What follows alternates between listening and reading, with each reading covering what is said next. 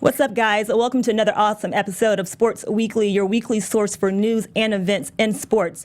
This week, we are talking about RG3's new home, some very bold Sweet 16 predictions, and most importantly, we have a special lights out guest in studio, former NFLer Shawne Merriman. All that and more up next on Sports Weekly.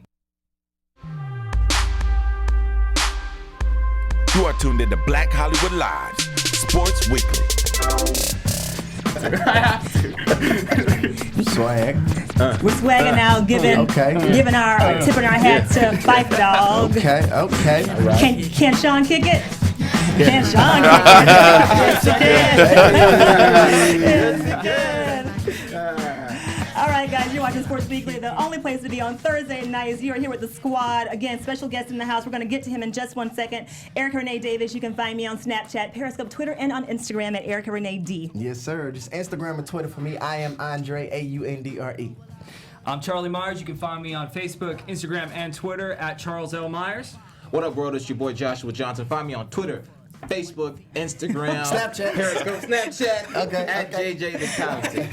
And as always, follow all things Black Hollywood Live on BlackHollywoodLive.com. Follow Black Hollywood Live on Twitter at BHL Online, and follow us. We have our own Instagram page at The Sports Weekly. The numbers up. Now, the whole reason we're here tonight is because lights out. Lights will be out. on, but lights are really going to be out because Shawne Merriman is here tonight. This linebacker was a first round draft pick in 2005 for the San Diego Chargers. He was named Defensive Rookie of the Year and was selected to 3 Pro Bowls. Now, stop me if I say something wrong. No, you're good. Okay. You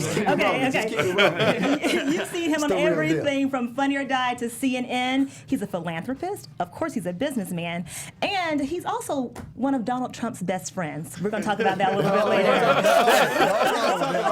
Yeah, y'all get up for that one. I hear it. Please welcome Shawne Merriman. What's up, Shawne? What's going on, guys? Hey, thank y'all for having me, though. Seriously. I appreciate it. Thanks for being here. Now, before we get started, tell everyone out there where they can find you.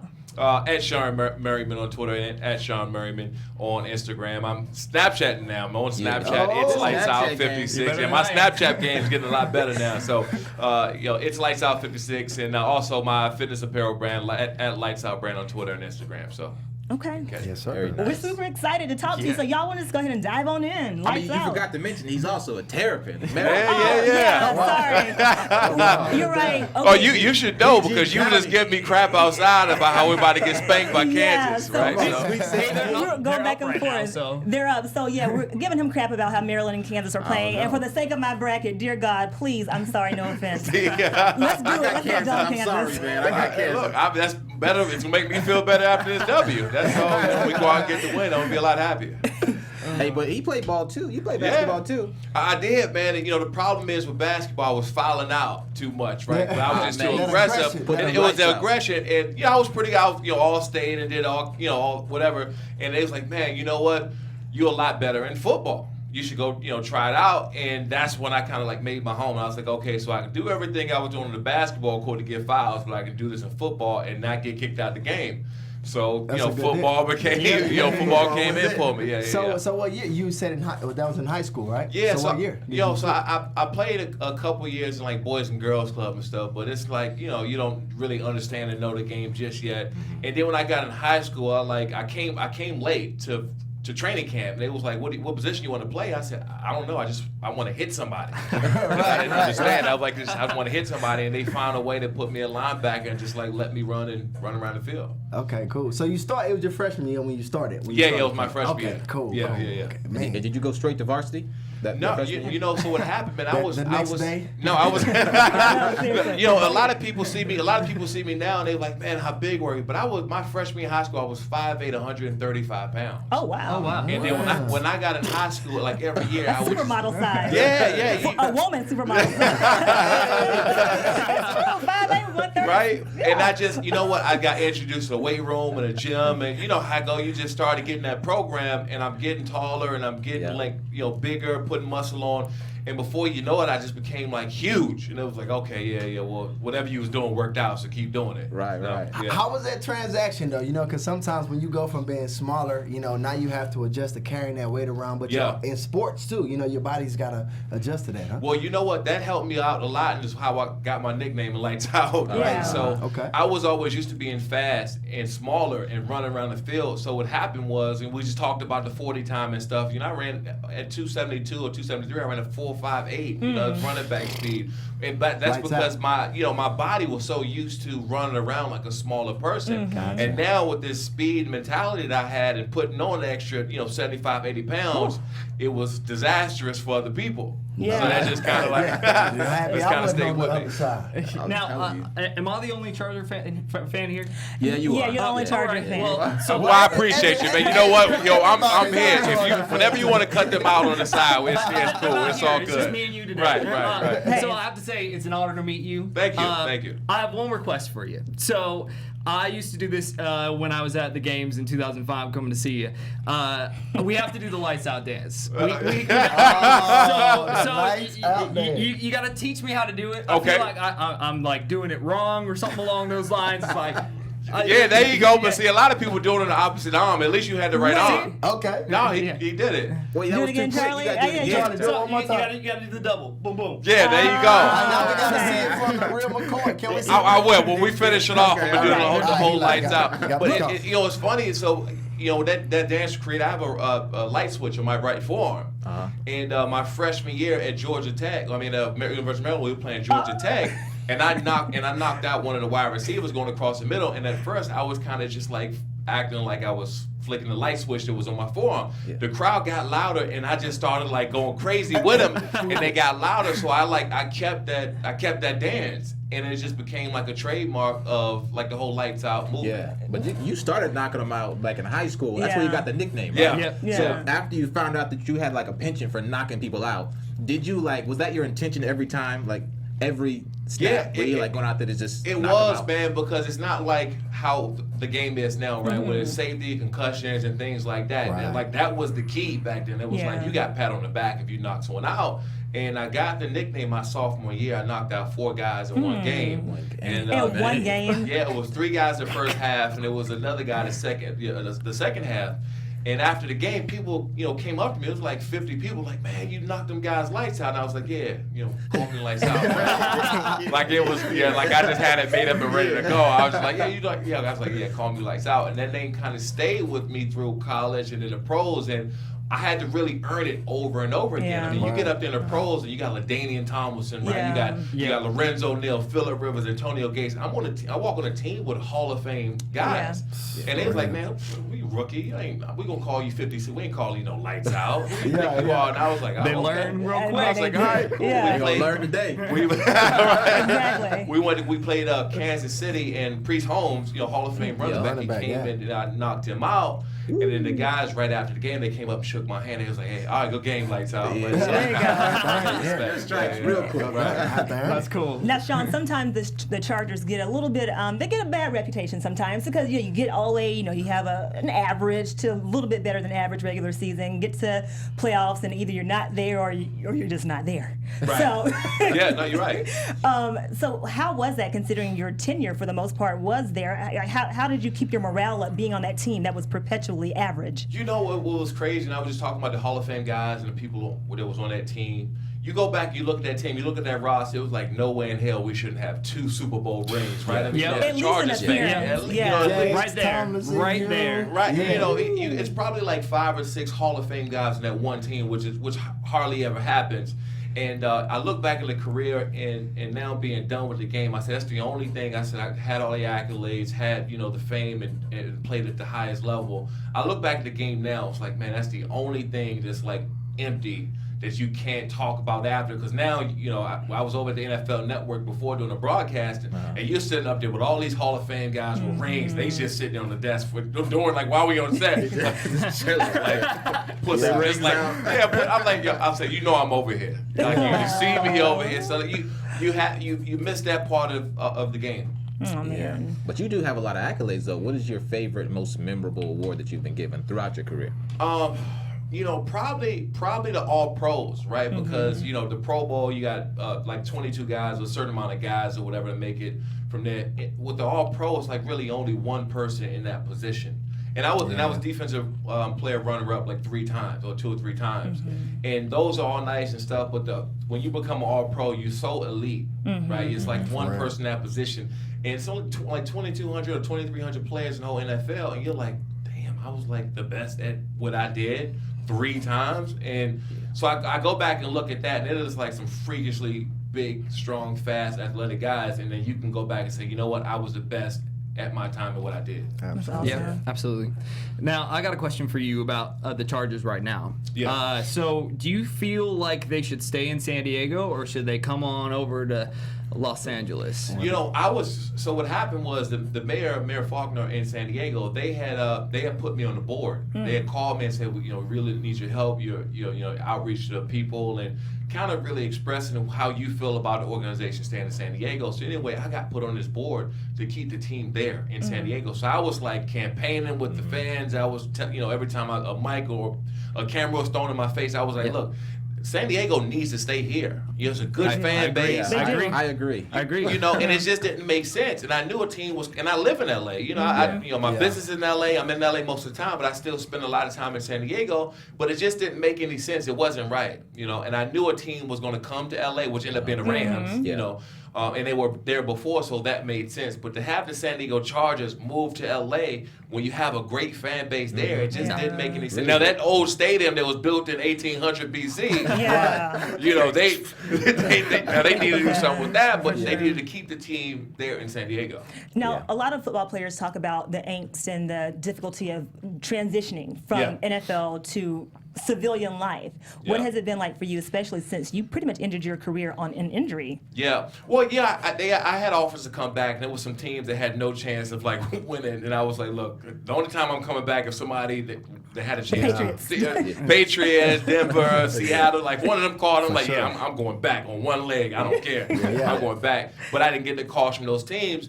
And I was like, look, man, I'm ready to go to the next part of my life. I did a bunch of TV, acting and broadcasting. I was in the business. I had my clothing line with Lights House since 2005 when I started selling clothes and doing stuff. Like, I was ready for that next part of my life. And I started getting a feeling that, football was kind of holding me back from what I wanted to do. And I wasn't one of those guys who was trying to hold on to their dream, like, I'm going to go back and just get one more year. When I was done, I was like, all right, next, and that's a good mentality.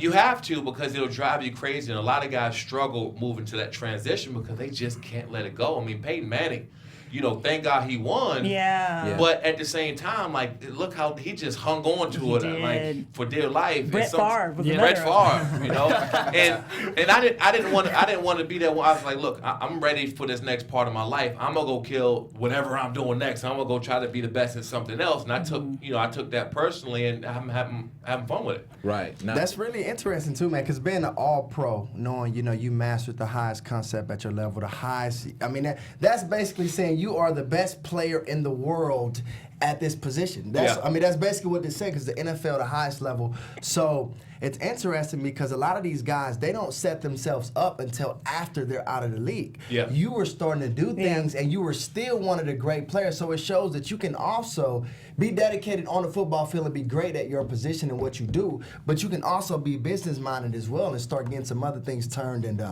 moving. Yeah, you're totally right, because you have to know that it's going to come to an end at some point in time, right? It's not like you're a doctor or you're a lawyer and you can do it for 30, 40 years. Like, when somebody tell you you're done in that sport, whether it's through injury, old age, or somebody just don't want to pay you, you have to be ready to move on, because that's what kind of field it is. And throughout that process, I never really got in my head like, hey, this is going to last forever. These checks are nice and everybody know who I am and it's just going to keep going. I was like, no. As soon as they tell me that my day is done, I'm done in here, I'm going to say thank you, shake your hand, thanks for everything, and I'm going on to what I'm doing next. I think sometimes people get, especially players, big name players, get caught up in the limelight. They get caught up in who they are. They get caught up at that particular time of them being an all-pro or them being a top, athlete, whatever they're doing, and they just don't think about that transition stage until it starts to get this big. They start closing. It's let me find something to do. That's true. Yeah. Now, Shawne, in the wake of your career, especially as with the reputation you had for being such a hard hitter, do you fear CTE? Like, do you fear the the effects of what your career could do post-career, like what the hits could do post-career? Do you feel like any health problems?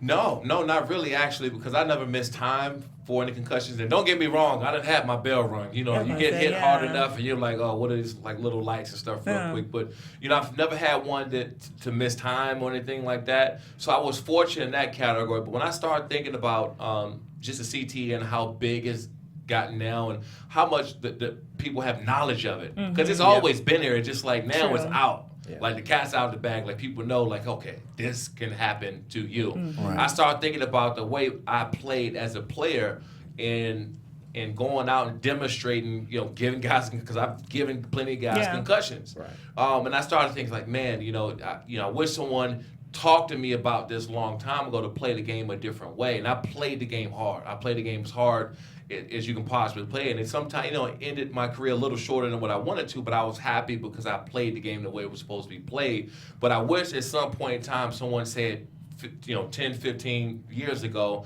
say, hey, you might want to change up the way you plan because this is a possibility. And thank God I made it out without having to deal with that. Would you let your sons play football? Yeah, okay. If he wanted to. I have a 5-year-old son, and he plays hockey. Okay. And I just got I'm like a new hockey fan. I'm like LA Kings. Who's your team? Kings, yeah, I go to the Rangers, New York. I got to follow him, and I got a few friends that play for the Caps. So when I go back home to DC, I'm like, yo, Caps. And I'm at the Sun game with my son. I'm like, yo, Rangers. But of course. And I think that anyone who say they're gonna tell their son or their kid you can't play is foolish. Okay.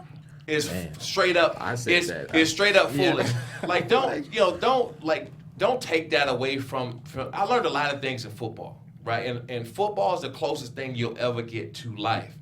Serious, it's the closest thing. And I try to tell that to people and how that relates to a lot of things. Football, you have to play on a team. I didn't like all of my teammates, but you better learn how to play with them on Sunday. Heck yeah. And that's just like any job or workplace you're not going to like everybody you work with, but you better learn how to get the task done. You have to learn how to listen to a coach. Even if I think this is the dumbest play in the world, if he draw this up, I have to go run the play. Other people have a boss. And if you think this is the dumbest task he's giving you, it doesn't matter.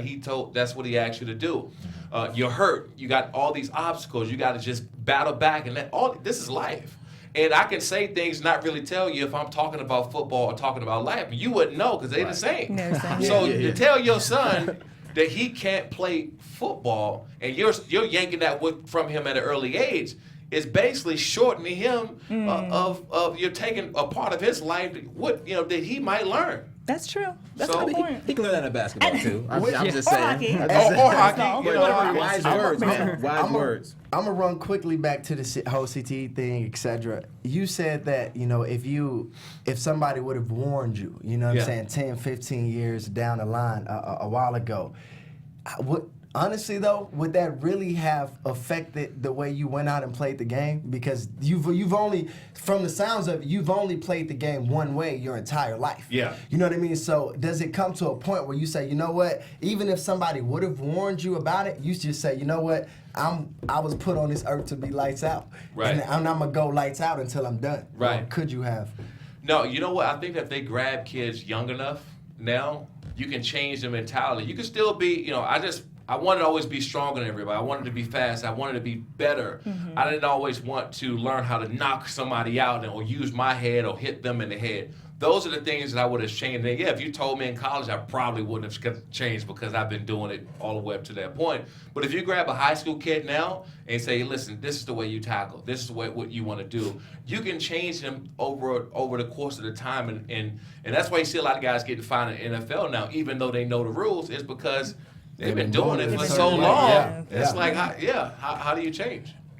Speaking of change, we're in an election season where we're going to have a change of the guard in the White House. Yeah. And there's been a little bit of, I can't really call it controversy, but a lot of people have been buzzing about your association with Donald Trump. That's your boy, man. That's your homeboy. Can you please enlighten us on how you guys became friends and why you are supporting him as our next president of the United States? Well, me and Mr. Trump, we met at the Muhammad Ali charity event. He has like a charity event in I think it's Arizona every year.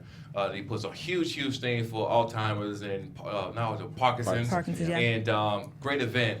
And I met him there, like I think 2005 or 2006. And when he saw me, he knew exactly who I was. And I mean, obviously I knew who he was, but he knew everything about not just me, but in sports in general. So he was at his table. He had security, everything roped off. No one can really get over to him. And we got a chance to sit down and talk. And I mean, people were like they were heated, right? Because I was just sitting with Trump. He wasn't paying anybody no attention. We were just talking it for a while about everything. At the end of our conversation, he said, give me your number. I was like, okay, all right. And he didn't have a phone, and he said, write it down on a piece of paper. And I said, yeah, okay, yeah, sure, right. I'm gonna write this down. You're gonna call me, right? So I wrote my number down. And I gave it to him, and 2 weeks later, my phone rings, and I'm like in the gym or doing something, and I'm like, hello, who's this? Yeah, this is Donald. I'm Donald who? I mean, I don't come with Donald. So, I got a cousin named Donald. I don't know. They're Donald Trump. And I said, listen, dude, I'm busy. Whoever this is playing on my phone needs to stop, right? But it was him. It was really him. And I think he took a liking to it's kind of my business sense, my overall view about a bunch of things. And anyway, so I used to go out to New York to his towers, Trump Towers, where his offices are. And I would just sit in on meetings. I would sit down and talk with him, ask questions, pick his brain about everything under the sun. And he gave me not only access to him, but access to everything in his whole entire building. So I would go down to his real estate department. I would go down to all this stuff. I would sit in on meetings. I knew it. Every secretary, everybody in the building on the first name basis. I was just there all the time, and I picked up a lot of business things and things in life and the direction I wanted to go, because he gave me that access. So we just developed a relationship over time, and he's helped me out on, I can't even tell you how many business deals, and probably one of my biggest deals in getting some money back before. And I had a huge real estate deal. I went out to some guys, and I needed a lawyer, and I needed to get my money back, right? Who do you call to get your money back? I called Donald. I said, hey, I need help. This is the situation, and I hired his lawyers, and everything turned out well. But the question is, do you feel like Donald Trump is best suited to be the president of this country? This is what I'm saying. It's not even just me. It's all these states that's voting for him, too. So before anybody think that, hey, you're supporting Trump, all these states is voting for him, too. This is the thing. And I think that most people probably would agree when I say this. The competition of what's going on this year, it's not a whole lot. So whether you like Donald Trump or not, you have to heavily consider what's going on because of what he's running against. That's it. That's all I've tried to, when I talk to people about our relationship or whether they should vote for Donald Trump or not. Whether you vote for him or not, you really have to look at what's out there. And it's not, the gap is not huge, regardless of who you want to vote for. It's not a clear-cut person this year. You're like, you know what? Yeah, I'm definitely not voting for Donald Trump. I'm voting for him or her or her. It's not one. So you have to look at someone who has experience in being in the hole, which as the United States we are in multiple facets, financially and the economy and just different ways. You have to look at someone who knows how to dig our situation back out of the hole, and someone who is not scared to put their reputation on the line because he's already set. He can go back to his life at any given time, and that's the reason why he speaks the way he does.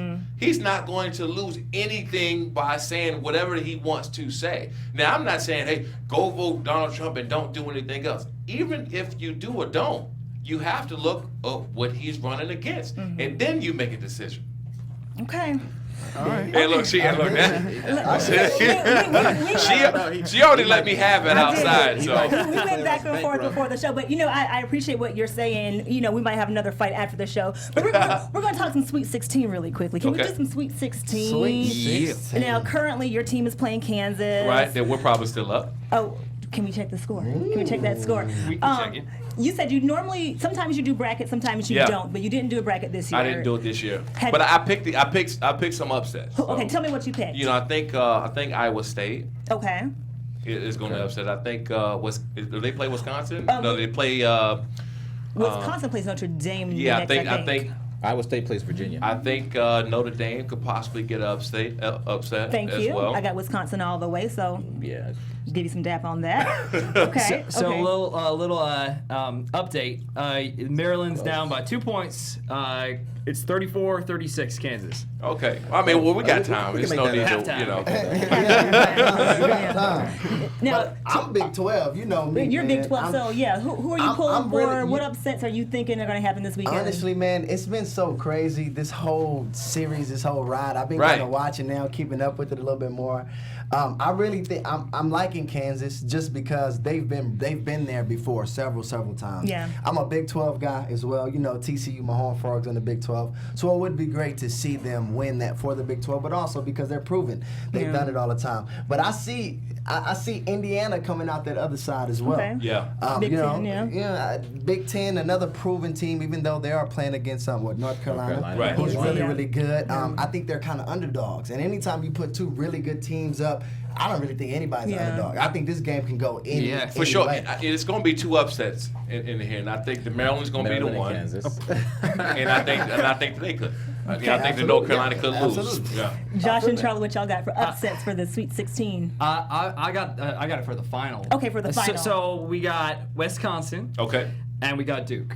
Okay. That's what I think. That's what you have for the championship game. That's what I think for a championship. Look, Duke was in the ACC with Maryland, so I have to forever hate them. That's just we always gotta hate Duke no matter what. I grew up like hating Duke because of Maryland. So Okay. Yeah, I got well, my bracket is busted. Yes. Mine was gone in the first round. You know, I got a few people in there like Kansas and Virginia, North Carolina are still hanging in, but you know, being that I have ties to Maryland because I went to school there a couple years and played college basketball.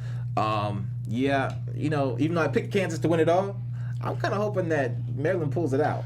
You're just saying that because you I have think so. You know, I didn't have Maryland making it this far, but since they are, And that's one of the upsets. Okay. And if the game stays close like it is now, if it's 2 to 6 points or something like that going down to the wire, that's all they need to do to hang around. That's true. If they wasn't blown out by this point, if it's not a 12-point, deficit, halftime score. That's true. that's it. Now, one more quick Sweet 16 topic. What have you guys learned from this year's basketball season? You played basketball in high Right. school. You didn't play at all in college, though, did you? No. Okay. But you still watch, obviously. So what do you think we've learned from this season, this college hoop season so far, just the tourney in general? You have to play until the end of the game. What's the team that just lost by 12 within 40-some one? seconds, something like that? Texas A&M and Right. Northern Illinois. It was 2 teams, right? It's been several. It's been several. several. I think this is the first year that you really have to play all the way to the end of the game because I don't think we've seen this many upsets when it comes to that in the history of college basketball. It's been more this year than it's have been at least in the last decade. Yep. I really, the honestly though, from a different perspective, I just think the cream of the crop will always rise because the Dukes, Maryland is a good basketball team. You know, they got a history more for basketball than they do with football. Duke, North Carolina, Wisconsin, the teams that's been consistently playing great basketball, they may have started off rocky, and that was the thing. You're like, why did they lose this game? Yeah. But they finish, and the cream of the crop shows up when it's time, and eventually somebody has to fall. But I think it's coming out to be like it typically is. Speaking about somebody falling, Michigan State or what? Who? yeah, no, I was gonna say RG3 signing with the Cleveland Browns. Yeah. So yeah, I mean, is this a good signing for the Browns or is it? You know, who else were they gonna get? Really, they gonna get Colin Kaepernick? What do you think about the RG3 signing? I thought it was great, honestly. For one, he's not going to have with that because they got a good defense. You know, they got some good defensive players. Good defense or better, slightly better than average defense? No, well, they have a good defense. They have some guys that's probably leaving. I don't know if Dansby's going to be there, and I know he's getting up in age, or whatever. But they have some good, talented young DBs. They have good guys in the front seven. So they have a good defense. So he's not going to have to step up in that position and put up 30 points a game in order for them to win. Okay. You know, he can be score twice a game and win on some field goals. He can put up 7 points and they can squeeze by with a few field goals and them get it. So that's a position he needs to be in. He can't be in a position where he goes and plays for anybody where their defense is so bad he has to be in a shootout every week because they're not going to win football games. Honestly, I thought he was going to go to Dallas. Me too, actually. I thought he was going to go to Dallas, and I thought Kaepernick was probably going to end up there. That would have made more sense. So it's as agent or whoever is probably looking at it the same way I'm looking at it. So you think it's a good move?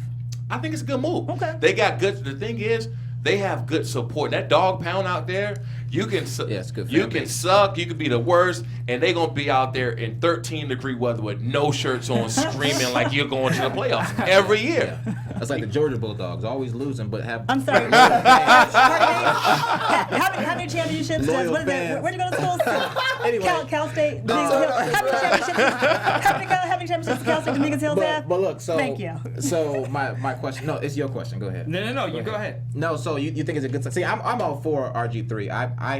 I wish the best for him because he came out strong, got injured, had some down years, and The Redskins abused him, I think. Yeah, they no, did. no question. Yeah. Absolutely. They abused him. he abused himself. He Like- like, like- like- he like- got like- abused. No, look, like I told y'all eventually, I told y'all last time, I said RG3 has to go to a team where he's got nothing to lose and neither do they.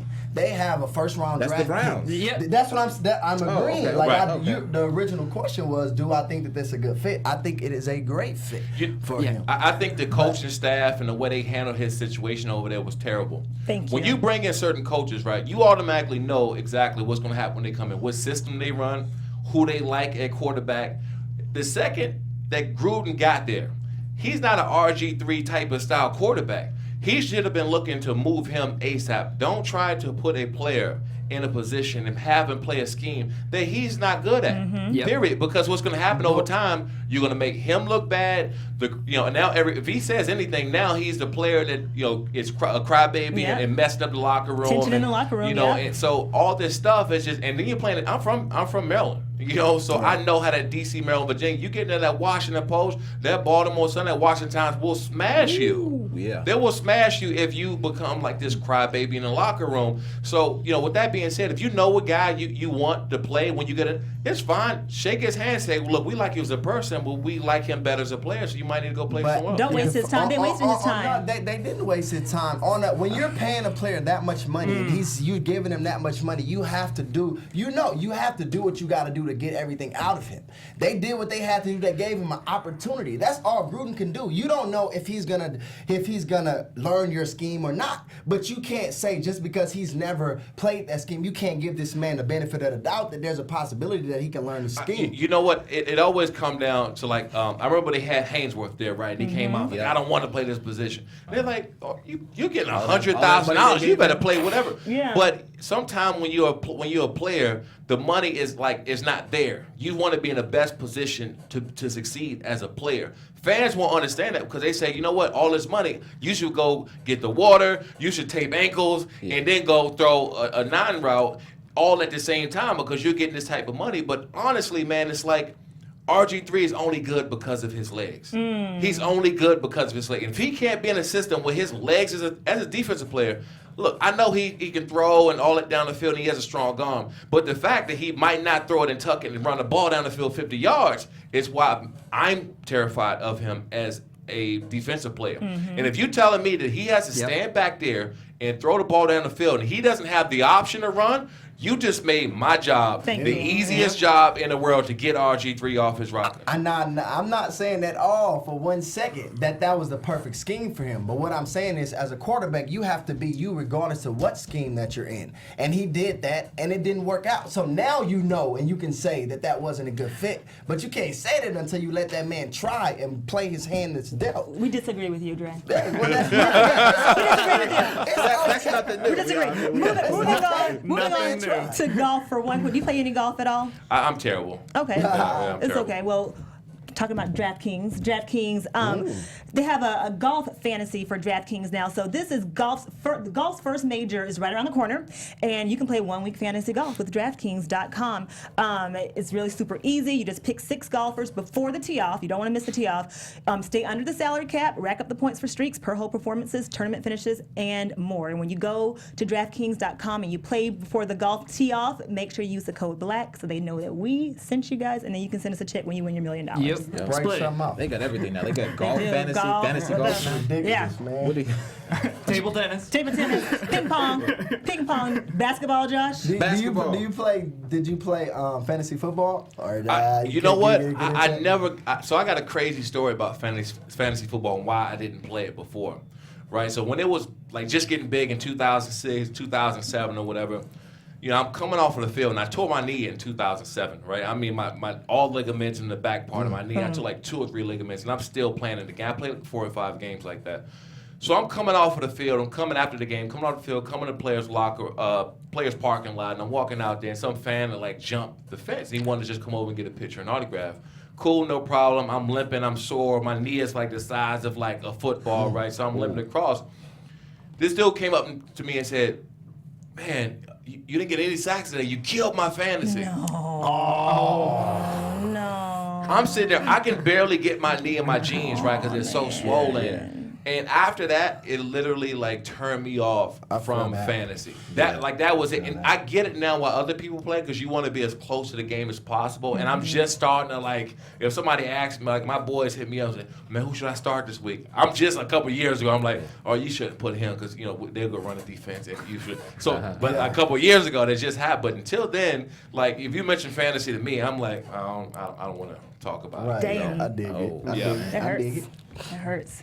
Yikes. You gonna follow that up, Josh, with some basketball? Yeah, You can't follow that story up. I don't know. I followed up, but we can talk about basketball. So last Sunday, in case you hadn't heard, Alexis Jones, who is an activist for athletes, against athletes committing sexual harassment. She pulls up at a stoplight here in LA, corner of La Brea and Melrose. We're familiar with that, right? Pink's Hot Dogs, Pink's One Chipotle. Church, Chipotle's right there, Bledsoe's Barbecue. Love Chipotle. She pulls up and she's with her mother. I think she's about 68 years old or something. Her mother's with her. And up next to her pulls a group of 4 guys who all of a sudden are making some kind of obscene gestures and and language with both of them, the Alexis and her mom. So she takes a picture, snaps it, and then puts it on Instagram right away. And says, these boys came up and assaulted us, and if I can only find out who they were, then I would follow up with them and talk to them and try to tell them, what that meant to me and how they're doing wrong things. So it turns out the 2 people in the car, 2 of them were Jordan Clarkson and Nick Young from the Lakers. From the Lakers. And so she claims, and this is, I'm not discounting this, but she did allege that, it was an encounter of sexual harassment. And she, the Lakers reached out to her and said, come meet with our players. We're very sorry about that. Maybe we can get you in a room and talk to Nick and to Jordan. The request was declined. She wanted to do a phone call. Didn't work out. But coincidentally, a couple of days before that, she was on the phone with the NBA trying to get them to implement her Protect Her. It's called Protect Her, her Protect Her program, which is another initiative against athletes committing sexual harassment. Mm-hmm. So what do you guys think about this? Is it much ado about nothing? Is it, Eric, I see you. I want to hear what Shawne has to say. You know what? I read the story and it's crazy, right? So before I talk about anything publicly or before I come out and support, if it's some kind of police, whatever, I think a lot of people just want to say, "Oh, why did you stand up and say it?" I didn't. I don't know what happened, so I can't really. I'm not watching the news and then making a judgment. Right. And I read what happened in that. And I'm very mindful because I have 2 younger sisters, right? And I don't play that. I'm super protective, and I don't play that at all. So I'm down the middle because I used to be a former athlete, and I have 2 sisters, and this is what I would say about that, right? For what I'm sorry how she felt and whatever happened, and I don't applaud that out. I'm totally against if that really happened, but to me, it's a little bit too much of a coincidence. It's a little bit too much of a coincidence for that to happen back to back. One thing, I'm sure these guys didn't pull up in a '98 Honda Civic. Right? Yeah. No, I think she said they were in a Jeep. They were a Jeep. Okay. The open top Jeep. And all them boys are over 6'4", 6'5". Oh God, yeah. You know what I'm saying? Yeah. So and even if you don't know what they do for a living, they do something, right? If you're trying to work with the NBA and do all this stuff, you know exactly what an NBA player looks like. I don't care what you say. Period. Sometimes when I go to like to Germany, people don't watch like sports over there, football, but they come up and they be like, oh, what do you do? Yeah. Because I'm 6'5", 200. They assume you're so an you assume you do something, right? Yeah. So in that case, I can't see anything so blatant coming across in that manner that she was speaking.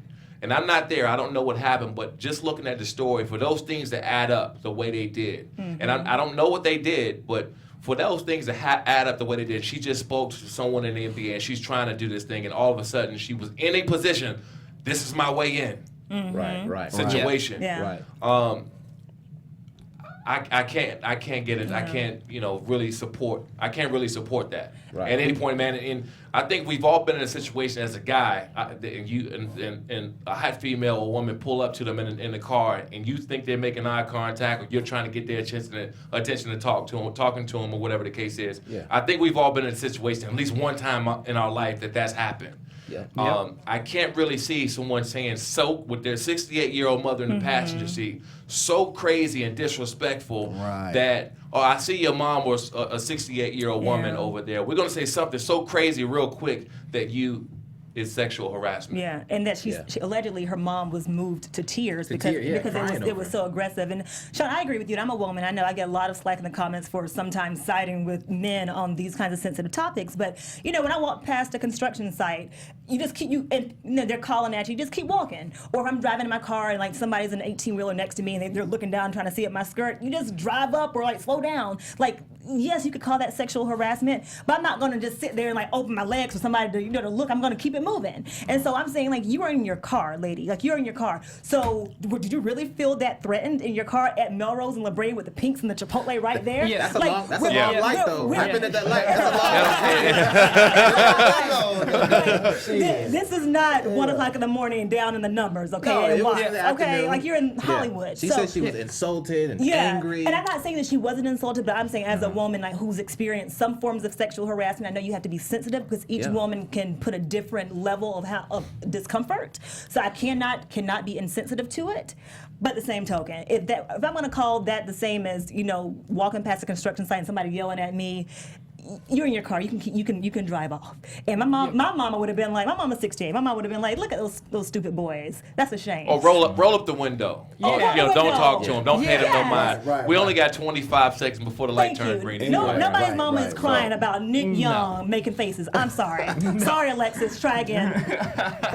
Man, I mean, it's simple. I gotta pretty much agree with what y'all saying. I mean, these are young kids. I would imagine that they could have. These are both very young, dumb individuals. I can see that they Nick may have did something. Nick, that's Nick their personality. Yeah. I can see they may have did something, but again, what Shawne said, it's just too coincidental that everything would happen just like it did, and it would be so dramatic and try to be strung out. I think it's too much. Yeah, and to add on that, I don't know, like, when I'm out with my boys, you like to act a fool sometimes, and it may not come across the way that you want it to be, but there's no offense to it. You don't mean to be like really bad towards another person. So, I mean, Jordan Clarkson said it was a miscommunication. That's what he said about it. That was his statement. Byron Scott, Coach Byron, talked to the guys. He didn't comment on what he said, but he talked to them. Lakers stand behind them, saying that they believe their story, and they also said, well, we appreciate the fact that Miss Alexis Jones is, has this initiative and her activism going on about the issue, but there's been no, repercussions against Nick or Jordan about it. They're not getting disciplined, but and that was smart for them to do that because you never want to be insensitive about other serious situations or disrespect anyone who's been in a more serious, threatening situation. So you have to remain that way without kind of, just pushing her off and what she says and things like that, because that is a very sensitive topic and a sensitive situation that you have to watch out for. And if they did something wrong, trust me, in this day and age, you're getting fined, suspended, somebody's coming down on you for something. Right. But if your sisters were in the car and you was in the car too, and they wouldn't have done that if he was in the car. I mean, they didn't see him. They just looked and saw the girl and the hot girl. Yeah. What would you do? That brother's 6'5".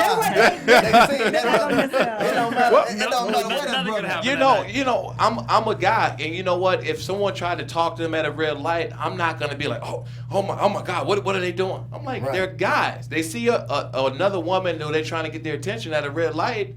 if someone talks to now if he gets out and tries to open the door, Right. now okay, go file whatever you have to file. But if he doesn't, and if you don't feel threatened and you don't want to talk to him, roll the window. I do it. It happened. Chicks do that to me all the time. Yeah. If they try to pull up and ask for direction, You got that problem too? it happens. It happens all the time the other way, and you can either pay attention to it or you don't pay attention to it. You can talk to them or you don't talk to them, and you keep your head straight, turn up your music, and go about your day. It's not that big of a deal. It's not that big of a deal. Yep. Okay, so Shawne, this is one of our favorite parts of the show. Would you rather? Y'all have some would you rather questions? No. Come on. This lights out right here. Bro. Lights out. No. So what we do? You have one. You better think of one I'll real think of fast. one. Okay, good. So we ask you a series of questions. Each of us gets one or two questions. Would you rather? And you just answer as quickly and as candidly as possible. You have no idea what's getting ready to come to Okay. you. Okay, I'll go first. Would you rather have as your quarterback Phillip Rivers or Ryan Fitzpatrick? Phillip Rivers. Why? He's a better quarterback. But who did you have more success in playoffs under? Phillip. Wait, you never got to playoffs under Fitzpatrick? No. That was easy. Okay. That was easy.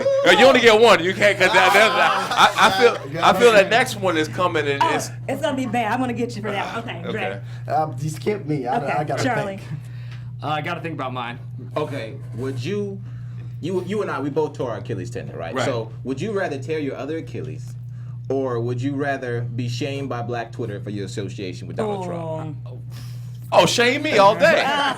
No question. Absolutely. I mean, because you know how the Achilles is, and we were just talking about it. And normally, when you see players, especially explosive players, at a position tear their Achilles, that's all you really have. And really, ultimately, that's why I stopped playing, because even though I could go back and play, I just wasn't the same, because that explosiveness from the Achilles is the worst thing you can have. Yeah. Okay, I had another one. You got another one? I Go ahead. have another one. If you were given a choice, would you rather go 5 years without sex or 5 years without being able to use any of your body from your neck down? What? God, dude. This room ain't big enough. I gotta. No, seriously, it's hot in here. Probably sex. Okay. Not probably. More than likely See? sex. Yeah. No, seriously though, because I just, I'm an athletic person. Mm-hmm. I have, if I go too long without working out or doing something, I would go into this slump, oh, what am I doing? I'm out of it. I can't think straight. I just become a whole nother person. So if that happens for 5 years, who knows where I'll end up? Okay. Y'all heard it Man, here. I got so- you. Yeah. Yeah, I got you, bro. I got nothing for you, bro. Lights out, man. I gotta go to work tomorrow. You got one, Charlie? Charlie? No, you gotta get last Josh, you one. got one more? Oh man, I'm completely. I'm Look, scared. ask I gotta me get anything now. y'all want. Don't give her nothing. Listen, this next one coming off, I might not be able to. I have to turn off my phone. I got one more. Man. This is All the super guys are being easy. silent. Okay. Well, I Okay. have a question. Go ahead, but after you, I'll go. Deserted island. You can take 3 things. What are they? Whew. I'm simple. I don't need much. Okay. So 3 things is really all I need now. And food, obviously food has to be one. Okay. Right. Food has to be one. TV. Okay. TV has to be one. God, I don't know. I mean, with those 2 things, I can go a long time. Okay. Especially if you out there, I don't need weights or anything to work out or do anything, because no one's looking at me. That's a good point. You know. Good point. So with those 2 things, I can probably get by for a little bit. Okay. And your phone, probably. Honestly, not What? even. That's Not, crazy. I can live, man. Because I can keep up with times of what's going on by watching TV. TV, true. And. So no one in your like- life, you need to talk to someone in your life every day though. You have that connection with Well, your how long are we talking? I don't know. A football season. Oh, I thought it was forever. No. Oh, okay. A football season. From August Yeah, till... I can go without my phone or something if I had to. Okay. Yeah, for sure. Oh man, see, they're telling us to wrap, but I wanted you to tell real quick, tell the people where they can find more about your Foundation Lights On. Okay, Yes. you can. So I have another big charity drive coming up. I partner with we're going to partner with Feeding America again, standing up for kids. You can just follow me at Twitter, Shawne Merriman on my Twitter.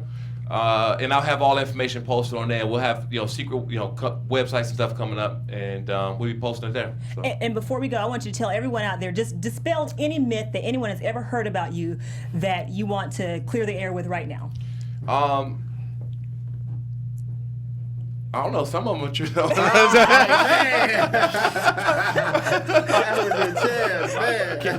Can I ask one Real question? quick. Okay. So we were talking about it earlier today. So you explained it. Yeah. Why did you walk off of ESPN in 2013? Well, so I was there promoting my Lights On Code Drive. I have a huge code drive at the University of Maryland, right? And I was doing like a kind of around the media. You want to promote and stuff like that. So they had a list of questions that they sent over, most of them about the code drive and a few like football stuff or whatever, right? I go there and I sit down and I'm like, okay, cool. We're gonna promote the Lights On Code Drive at the University of Maryland. I sit down. They were like, so what happened in 2006 when you were suspended by steroids? Oh, they got you like that. I said, to set you up. I said, when did this happen? When we didn't even we're here for the call, and so I'm thinking they're gonna ask, and I answered. I'm like, I'm not ashamed. I talk about it and stuff all the time, just openly about everything that happened. And they're like, okay, so did you really? I mean, for 5 minutes, right, and just kind of dealing. I'm like, I'm here. We're talking about doing a code drive to help people in winter to stay warm. You guys really want to take, So instead of going back and forth and giving them ratings, which I got them plenty of anyway, which they needed it. Yeah. I just got up, and I was like, this is over. And it was a taped interview, which they never asked me about my code drive, and they played it 2 weeks after my code drive is over. So thanks, guys, for not helping anyone. That's I cool. appreciate it. Media can be shady, but we're not shady here at BHL. No, you guys. We treat everybody fairly. No, except for that last one of those questions, But other than that, everything else is good. My bad.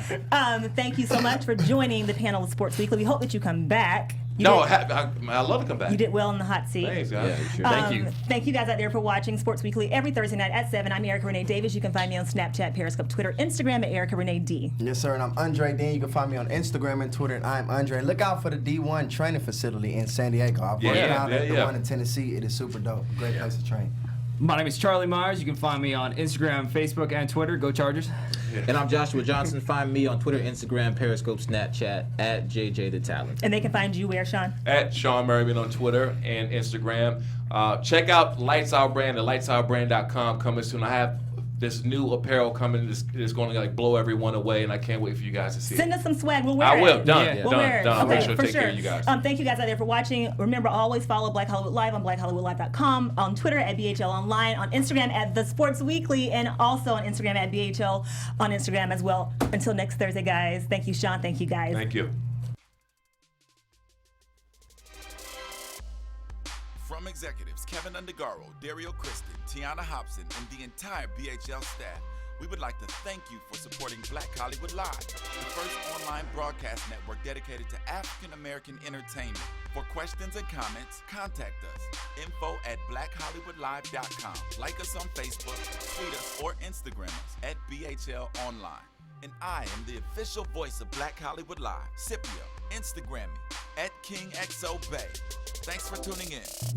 Hollywood Redefined. The views expressed here are those of the host only and do not necessarily reflect the views of BHL or its owners or principals.